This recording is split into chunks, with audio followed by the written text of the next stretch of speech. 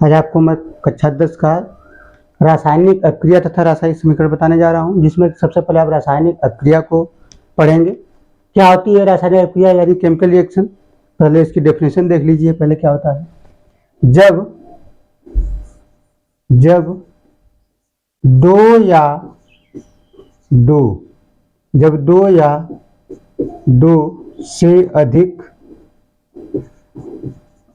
पदार्थ क्रिया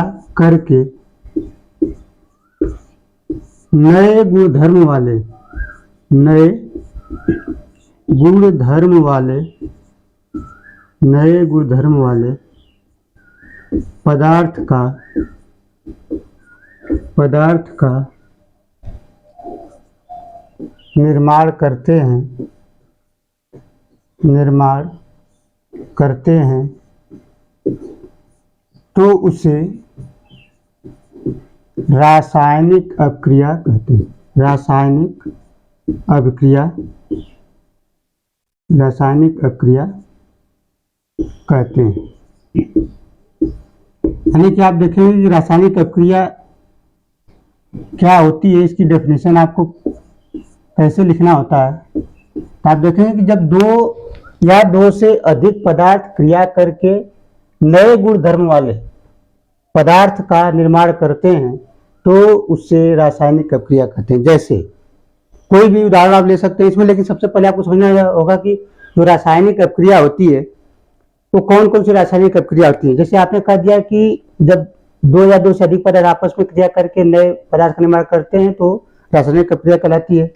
जैसे आप देखेंगे कुछ रासायनिक अभिक्रिया के उदाहरण, जैसे उदाहरण आप देखेंगे तो सबसे पहले जो भोजन का पाचन है, यह भी एक रासायनिक अभिक्रिया का उदाहरण है। भोजन का पाचन या भोज्य पदार्थ का पाचन, भोजन का पाचन। दूसरा है श्वसन। ये भी एक इम्पॉर्टेंट क्वेश्चन है जो कि बायो और केमिस्ट्री दोनों बन जाते हैं कि श्वसन किस प्रकार की अभिक्रिया। तो आपको अभी एक नया वीडियो बनाएंगे जिसमें ऊष्माक्षेपीय और ऊष्माशोषी अभिक्रिया बताएंगे आपको। तो श्वसन एक ऊष्माक्षेपीय अभिक्रिया होती है। कैसे होती है, क्यों होती है, इसको डिटेल बताएंगे आपको। तीसरा है लोहे में जंग लगना। लोहे में जंग लगना। आप देखें कोई भी लोहा होता है उसमें पानी और ऑक्सीजन जब मिलता है तो उसके ऊपर एक हल्के ब्राउन कलर का आपको दिखने लगता है रंग, जो कि एक लोहे के जंग के रूप में आपको परिवर्तित होने लगता है और ये कहलाता है। इसका जो सूत्र होता है आप देखेंगे Fe2O3.XH2O, यानी कि जो जंग का सूत्र होता है, ये भी डायरेक्ट आपसे हाई स्कूल में पूछा जाता है। आपसे कहा जाता है कि लोहे में जंग जो लगता है, जंग के फार्मूले का सूत्र क्या था, Fe2O3.XH2O। XH2O की जगह आप एक वाटर मॉलिक्यूल्स भी हो सकता है, दो भी हो सकता है, तीन भी हो सकता है, यानी नंबर ऑफ वाटर मॉलिक्यूल्स को डेफिनेट नंबर, इसका कोई निश्चित संख्या नहीं है, कुछ भी आप कर सकते हैं। और भी उदाहरण है, जैसे भोजन का पाचन है, श्वसन है, और जैसे आपके मैग्नीशियम रिबन, मैग्नीशियम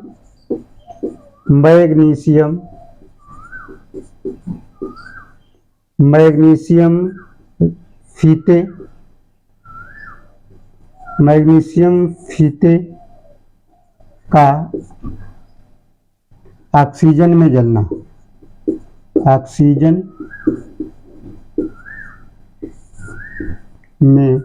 जलना। ये कुछ आपके उदाहरण हैं रासायनिक अभिक्रियाओं के, जो आपके सिलेबस में भी है। ये अलग अलग होते हैं। अब आप देखेंगे कि रासायनिक अभिक्रिया के प्रकार। सबसे पहले आप देखेंगे रासायनिक अभिक्रिया के प्रकार। आपको पहले रासायनिक अभिक्रिया समझना है कि रासायनिक अभिक्रिया होती क्या है। और रासायनिक अभिक्रिया आपने कहा कि जिस प्रकार से इनका निर्माण होता है नए पदार्थ का, दो या दो से अधिक पदार्थों से, वो रासायनिक अभिक्रिया है। इसके बाद कुछ उदाहरण आपको रासायनिक अभिक्रिया के मिल गए। अब होता है कि रासायनिक अभिक्रिया की पहचान क्या है, तो आप हेडिंग डालेंगे रासायनिक अभिक्रिया की पहचान। रासायनिक अभिक्रिया की पहचान। या लक्षण, रासायनिक अभिक्रिया का लक्षण। यानी कि आप कैसे पहचानेंगे कि कोई रासायनिक अभिक्रिया हुई। आपसे जैसे कह देगा कि कौन सी प्रॉपर्टी, कौन से गुण है जिससे पता चलेगा कि कोई रासायनिक अभिक्रिया हुई है, तो रासायनिक अभिक्रिया का लक्षण कह दे, आपकी रासायनिक अभिक्रिया का अभिलक्षण कह दे, रासायनिक अभिक्रिया का करेक्टरिस्टिक्स जो होती है, यानी आप क्या क्या कहेंगे, केमिकल रिएक्शन की जो करेक्टरिस्टिक्स है, यानी करेक्टरिस्टिक्स ऑफ केमिकल रिएक्शन कौन कौन सी होती हैं। कुछ पॉइंट आपको याद रखना। अगर कोई केमिकल रिएक्शन हो रही होगी, कोई भी रासायनिक अभिक्रिया हो रही होगी, तो उसमें 3-4 बातें जरूर होंगी। जैसे कोई इसका क्रम नहीं है, आप याद कर सकते हैं। पहला है अवस्था परिवर्तन। अवस्था परिवर्तन यानी उस अभिक्रिया में स्टेट चेंज हो जाएगा, उसकी अवस्था चेंज हो सकती है। दूसरा है रंग में परिवर्तन। रंग में परिवर्तन यानी जो पहले अभिकारक होगा, जब उत्पाद बनेगा तो अभिकारक का रंग कुछ और होगा और उत्पाद का रंग कुछ और हो जाएगा। रंग में परिवर्तन, जब इसका एग्जाम्पल कराएंगे टाइप्स ऑफ रिएक्शन तो और बेहतर समझ में आ जाएगा। तीसरा है ताप में परिवर्तन। ताप में परिवर्तन, ताप में परिवर्तन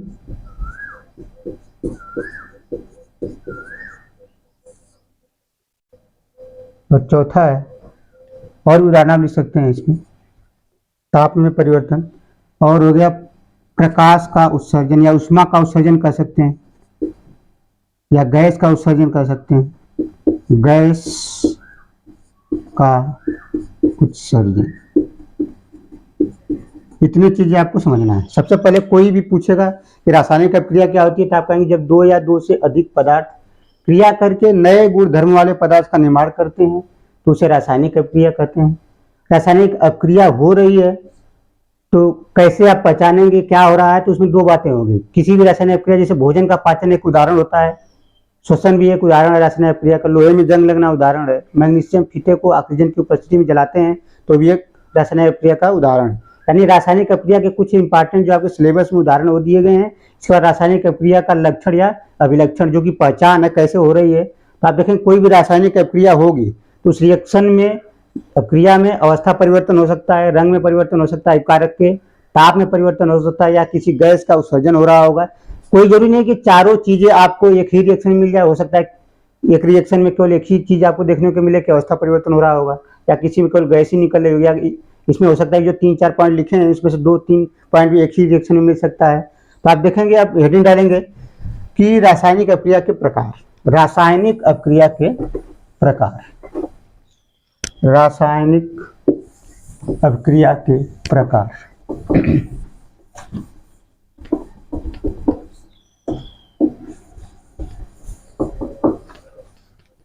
रासायनिक अभिक्रिया के प्रकार में आप देखेंगे ये मुख्य रूप से 4 प्रकार की होती है। यानी कि रासायनिक अभिक्रिया, रासायनिक अभिक्रिया,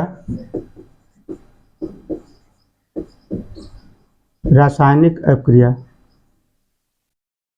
के प्रकार, ये मुख्य रूप से 4 प्रकार की होती हैं। तो आप देखेंगे पहला है, लिखेंगे यह मुख्य रूप से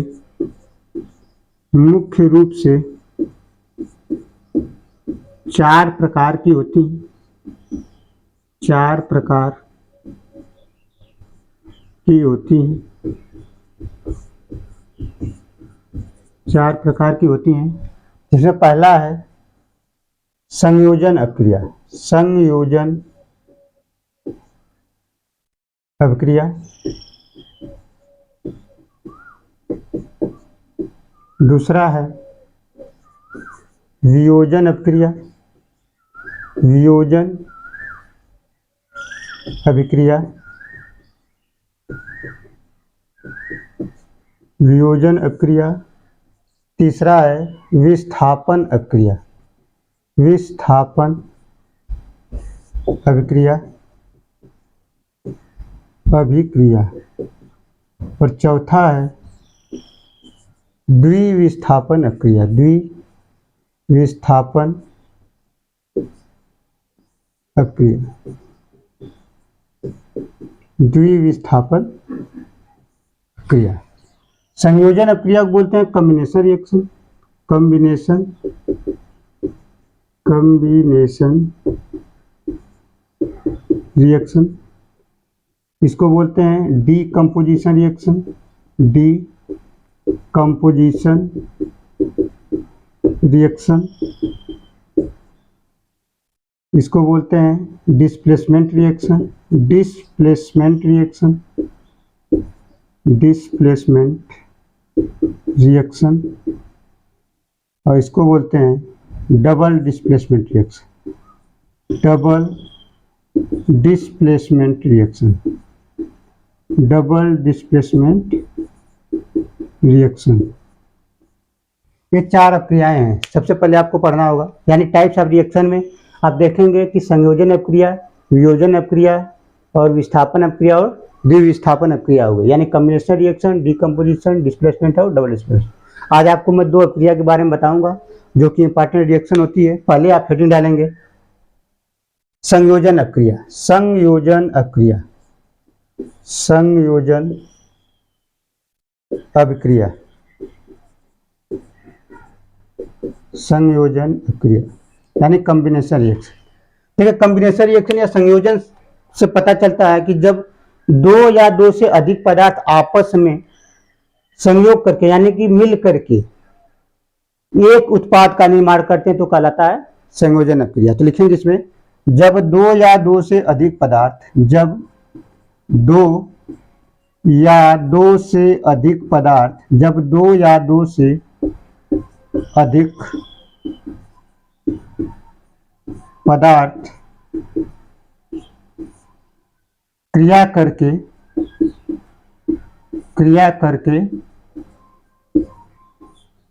एक उत्पाद का, या केवल एक उत्पाद लिख सकते हैं, करके केवल एक उत्पाद का निर्माण करते हैं, केवल एक उत्पाद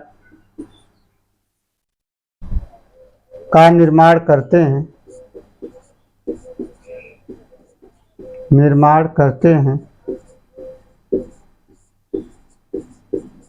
तो उसे संयोजन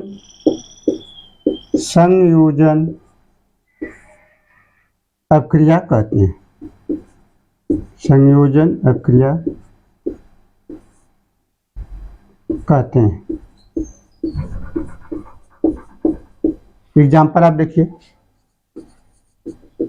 जैसे हमने लिया CaO, इसको बोलते हैं क्विक लाइम यानी कि बिना बुझा हुआ चूना, बिना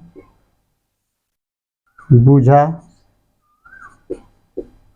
हुआ चूना। तो डायरेक्ट फार्मूला आपसे पूछा जाता है कि बिना बुझा हुआ चूना का फार्मूला क्या है, और एक कैसा होता है, सॉलिड होता है यानी ठोस होता है। इसका रिएक्शन अगर आप वाटर से कराते हैं, लिक्विड से कराते हैं, ये बना लेता है आपका CaOH का होल ट्वाइस प्लस उष्मा, और इसको बोलते हैं बुझा हुआ चूना, बुझा हुआ चूना। अब देखेंगे, अगर इसको बोलते हैं स्लेग्ड लाइम, इसका नाम क्या है इंग्लिश में, स्लेग्ड लाइम, स्लेग्ड लाइम है। ये है आपका क्विक लाइम,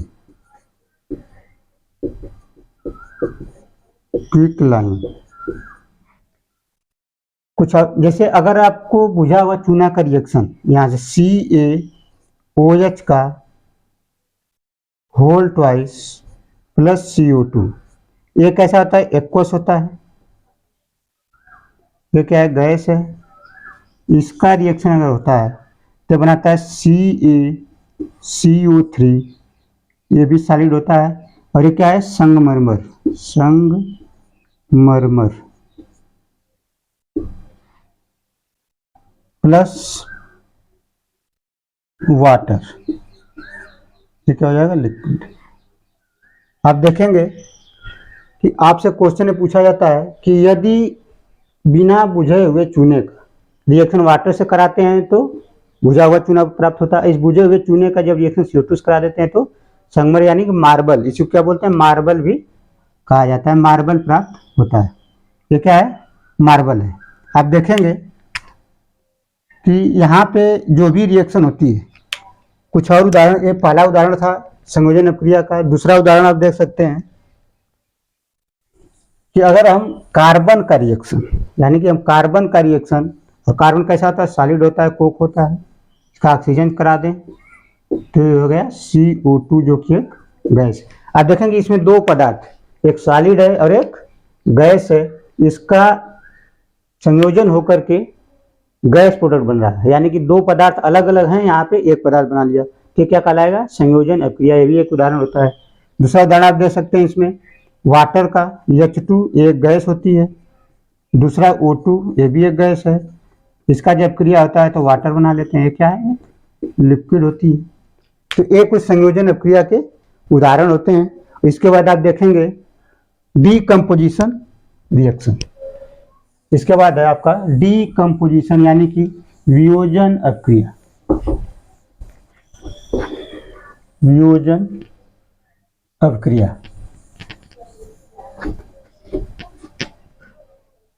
देखिए वियोजन अपक्रिया क्या है, पूरा अगर आप देखेंगे तो वियोजन अपक्रिया कैसे आपको देखना है, देखिए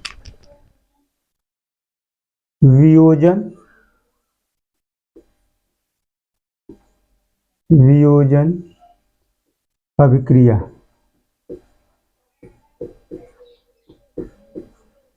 वियोजन अपक्रिया या डीकम्पोजिशन रिएक्शन, डीकम्पोजिशन रिएक्शन। आप देखेंगे कि वियोजन अपक्रिया जो होती है ये तीन प्रकार की होती है। तो सबसे पहले वियोजन का मतलब टूटना, जब एक अभिकारक दो या दो से अधिक पदार्थों में टूट जाता है तो कहलाता है वियोजन अपक्रिया। यानी आप पहले लिखेंगे यहाँ पे, जब एक अभिकारक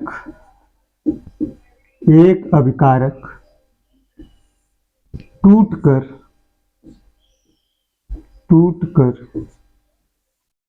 दो या दो से अधिक दो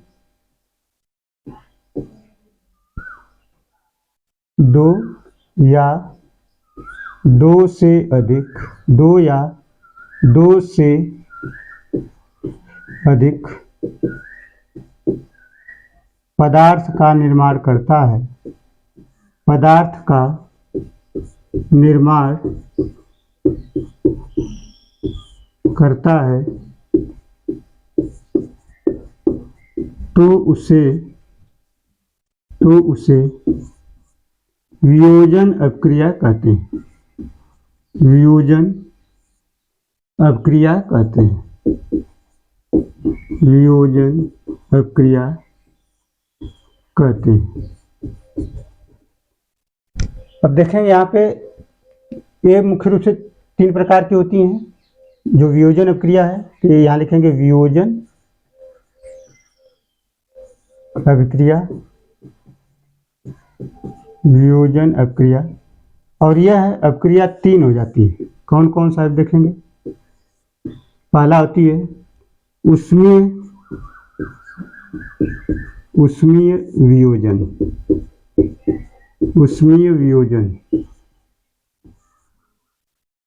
दूसरा है वैद्युत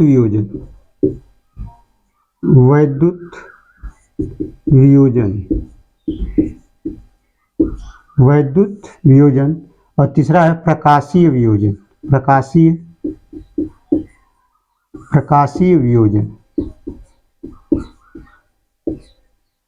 इसको बोलते हैं फोटोलिटिक डिकम्पोजिशन, डिकम्पोजिशन। इसको बोलते हैं electrolytic decomposition,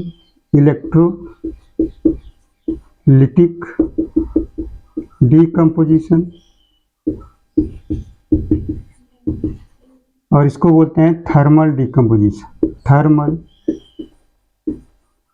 decomposition, thermal decomposition.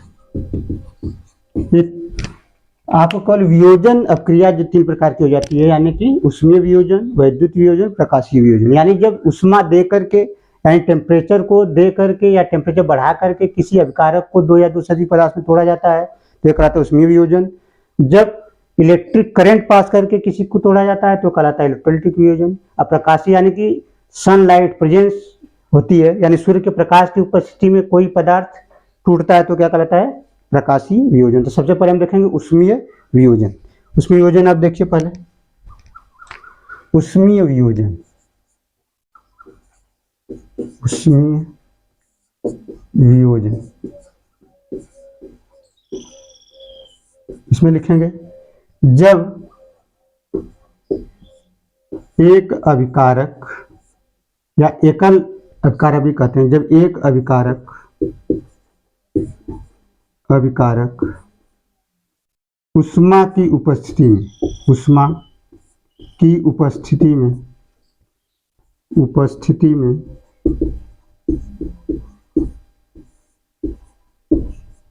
2 या 2 से अधिक, 2 या 2 से अधिक पदार्थों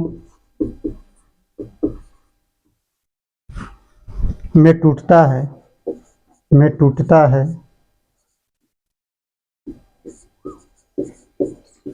तो उसे उष्मीय वियोजन कहते हैं, उष्मीय वियोजन कहते हैं। और इसके एग्जाम्पल बहुत ही ज़्यादा इम्पॉर्टेंट होते हैं, आपको 2-3 एग्जाम्पल हैं, आपको करा देंगे। वियोजन कहते हैं, इसके उदाहरण क्या होंगे? सबसे पहले एग्जाम्पल आप देख लीजिए, इसके सबसे पहला एग्जाम्पल इसमें आता है उष्मीय वियोजन में। जैसे आप देखेंगे थर्मल डिकम्पोजिशन CaCO3, ये क्या है, मार्बल, मार्बल या इसे बोलते हैं संगमरमर, संगमरमर। इसका थर्मल डिकम्पोजिशन यानी कि आप टेम्परेचर दे देंगे, यहाँ उष्मा दे देंगे तो टूट जाता है CaO प्लस CO2 में। और एक इसका एक ऐसा होता है ठोस होता है, सॉलिड होता है, एक ऐसा होता है ये भी सॉलिड है और ये गैस है। और इसका नाम क्या है, बिना बुझा हुआ चूना। यानी कि जब संगमरमर का उष्मीय वियोजन होता है, यानी CaCO3 कैल्शियम कार्बोनेट, इसका नाम क्या है, कैल्शियम कार्बोनेट को तोड़ते हैं उष्मीय वियोजन के द्वारा, तो क्या बनता है यहाँ पे, बिना बुझा हुआ चूना, यानी कि इसको बोलते हैं क्विक लाइम, बिना बुझा हुआ चूना, बुझा हुआ चूना, आपको याद होना चाहिए, ठीक है।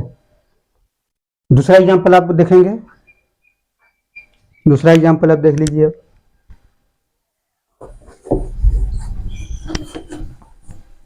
ये सब उष्मीय वियोजन के एग्जांपल हैं। दूसरा एग्जांपल आप लेते हैं, जैसे PbNO3, PbNO3 का होल ट्वाइस, यहाँ 2 मोल लेंगे। इसका नाम होता है लेड नाइट्रेट। ये क्या है, आपसे डायरेक्ट बोर्ड में क्वेश्चन आता है कि लेड नाइट्रेट का फार्मूला बताइए। ये है लेड नाइट्रेट। जब इसका उष्मीय वियोजन आप कराते हैं, यानी कि थर्मल डिकम्पोजिशन, तो बनाता है PbO, यानी इसको लिथार्ज बोलते हैं या लेड ऑक्साइड भी बोल सकते हैं। इसका नाम लिथार्ज भी होता है, lead oxide, lead oxide plus NO2 gas. आप बैलेंस करेंगे, बैलेंसिंग का क्वेश्चन अलग से बताएंगे हम, प्लस O2। और एक क्या हो जाएगा, नाइट्रोजन डाइऑक्साइड। इसका नाम क्या हो गया आपका, इसका नाम होता है नाइट्रोजन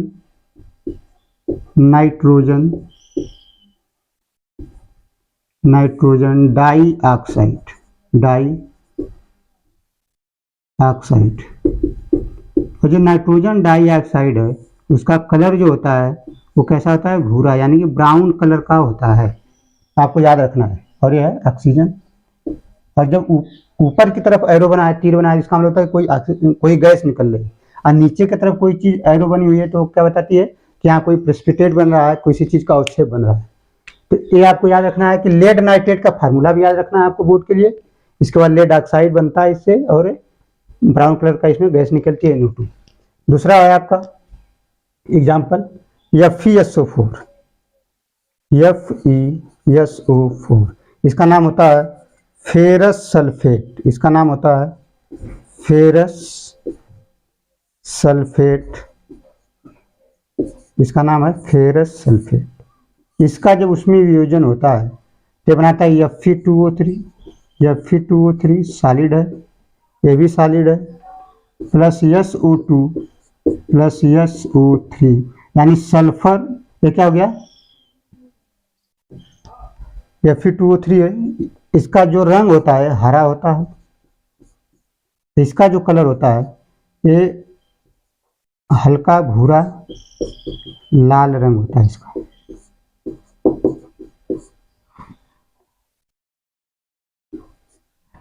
और इसका नाम वैसे आप देखेंगे फेरिक ऑक्साइड हो जाएगा। ये कौन सा हो जाएगा? Ferric oxide. फेरिक ऑक्साइड ये क्या है? Sulphur dioxide. Sulphur dioxide ये क्या है? Sulphur trioxide. सल्फर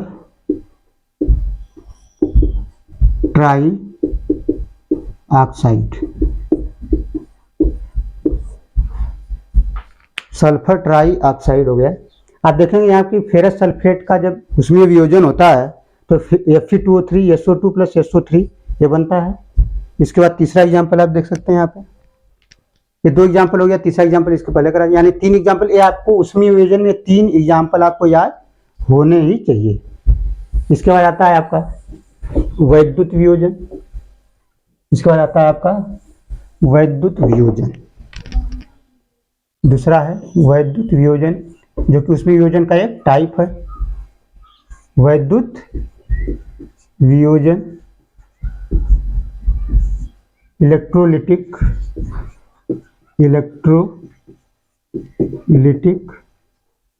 डीकम्पोजिशन, यानी कि जब करंट आप पास कर देते हैं, यानी कि यहाँ वाटर की इलेक्ट्रोलिसिस हो जाती है। वाटर की इलेक्ट्रोलिसिस हो जाती है, यहाँ 2 मोल लेंगे और यहाँ पे करंट पास कर देंगे, यहाँ क्या हो जाएगा? करंट पास हो जाएगा, यानी कि वैद्युत धारा। अगर वैद्युत धारा पास करते हैं तो बन जाएगा H2, ये गैस है, ये लिक्विड है, प्लस O2, ये भी क्या हो? ये आपका हो गया वैद्युत वियोजन। तीसरा एग्जांपल है फोटोलिटिक, यानी कि प्रकाशीय अभिक्रिया। प्रकाशीय अभिक्रिया यानी कि इसमें क्या करेंगे आप? जब प्रकाश की उपस्थिति में कोई पदार्थ 2 या 2 से अधिक पदार्थों में टूट जाता है, जब एक पदार्थ प्रकाश की उपस्थिति में 2 या 2 से अधिक पदार्थों में टूटता है तो क्या करता है? प्रकाशीय अभिक्रिया। और एक इंपॉर्टेंट रिएक्शन है, पूरी वियोजन अभिक्रिया आपके लिए इंपॉर्टेंट है। आप देखेंगे यहाँ पे कि प्रकाशीय अभिक्रिया जो होती है, यानी कि जब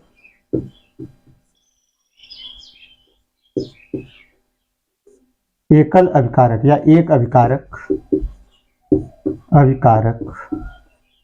प्रकाश की या सूर्य के प्रकाश की उपस्थिति में, या प्रकाश ले लीजिए, प्रकाश की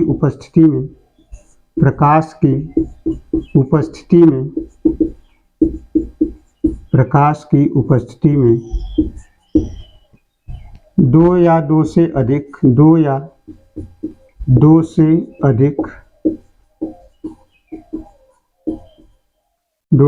अधिक पदार्थों में टूट जाता है, या वियोजित हो जाता है, टूट जाता है, तो उसे प्रकाशीय अभिक्रिया कहते हैं। प्रकाशीय अभिक्रिया कहते हैं। और इसका उदाहरण बहुत ज़्यादा इंपॉर्टेंट है, इसके जो एग्जाम्पल होंगे ये आपको देखना है। अभिक्रिया कहते हैं, सबसे पहले आता है AgCl। ये क्या है? Silver chloride. सिल्वर क्लोराइड जो होता है एक सफ़ेद कलर का होता है, सफ़ेद, इसका रंग कैसा होगा, सफ़ेद होगा। जिस पर सनलाइट पड़ती है, यानी कि जब प्रकाश इस पर पड़ता है तो टूट जाता है, ये बनाता है ट्वाइस Ag प्लस Cl2। और इसका जो कलर सफ़ेद था ये धूसर कलर का हो जाता है, यानी धूसर कलर यानी ग्रे कलर का, धूसर रंग का हो जाएगा। इसका कलर कैसा हो जाएगा, ग्रे या धूसर।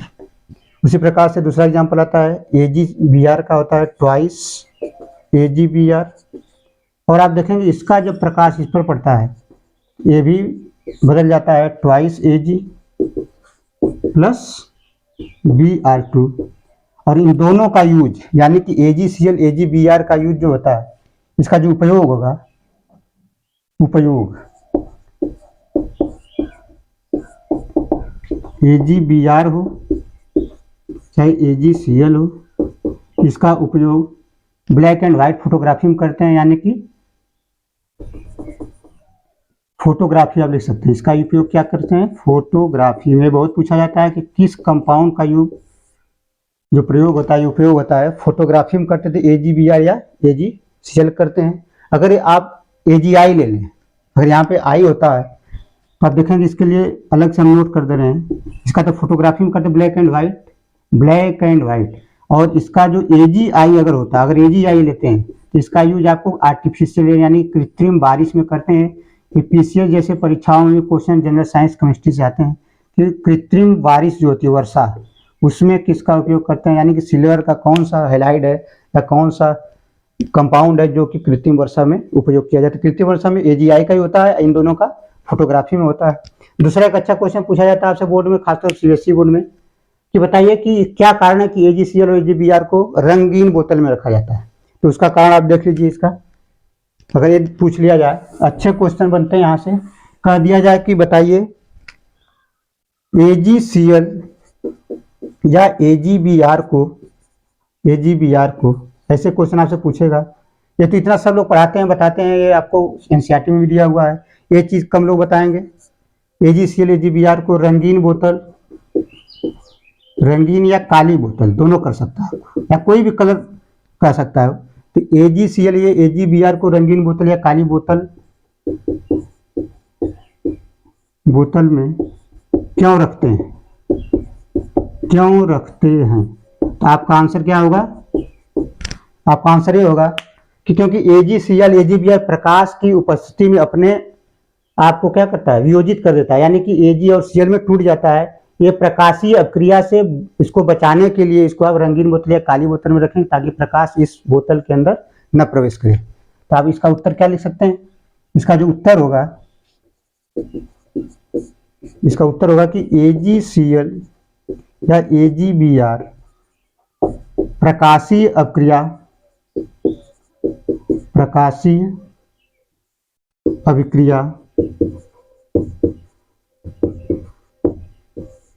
दर्शाते हैं और प्रकाश की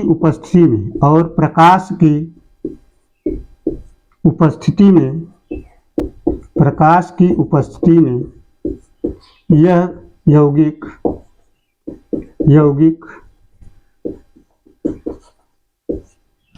Ag तथा हाइलाइड, यानी कि जो भी हाइलाइड होगा, यानी कि आप ये कह सकते हैं कि X2, यानी कि आप AgCl लिएंगे तो Cl2 या Br2 में टूट जाते हैं। इससे बचाने के लिए, इस वियोजन को रोकने के लिए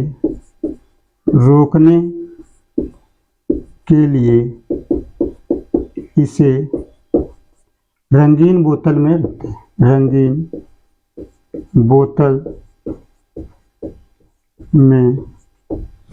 रखते हैं, रखते हैं।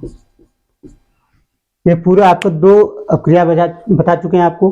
एक वियोजन अभिक्रिया हो गई कंप्लीट, और दूसरा हो गया आपका, और वियोजन में भी 3 पढ़े आपने, एक थर्मल डिकम्पोजिशन, वैद्युत और प्रकाशीय क्रिया। मोस्ट इंपॉर्टेंट रिएक्शन के बोर्ड के लिए जितना हो सकता है बेहतर और आसान करके बता दिए। अगर यहाँ से क्वेश्चन आता है तो आपको गलत नहीं होगा, चाहे किसी भी स्तर का होगा, सीबीएसई बोर्ड, यूपी बोर्ड, चाहे किसी भी परीक्षा में 10th में इससे ज़्यादा नहीं पूछा जा सकता है। और इतना आसान कर दिए हैं कि आपको डेफिनेशन पढ़ करके 1 बार 2 बार वीडियो देखेंगे तो अच्छे तरीके से बोर्ड के क्वेश्चन कर लेंगे।